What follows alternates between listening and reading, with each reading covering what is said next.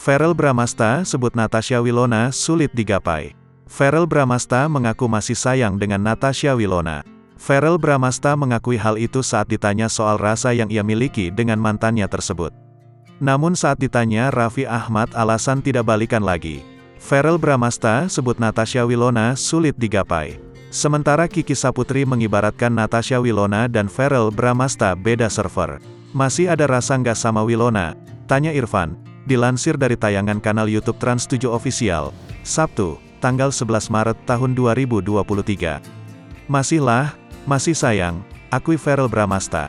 Mendengar pengakuan Verrell, Raffi Ahmad pun penasaran kenapa Verrell dan Wilona tidak bersatu lagi. Kenapa nggak balikan aja sih? Tanya Raffi Ahmad.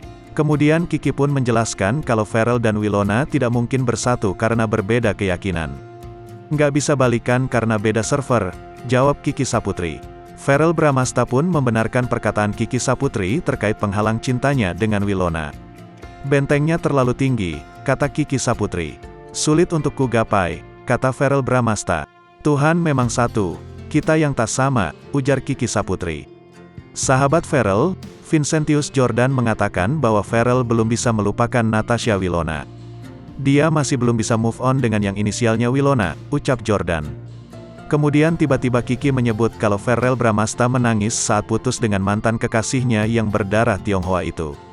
Yang pernah nangis waktu di Inggris ya, ucap Kiki tertawa. Mendengar perkataan Kiki, Irfan dan Raffi pun ikut tertawa ngakak. Terlihat Verrell hanya diam sambil tersenyum seakan menutupi rasa malunya.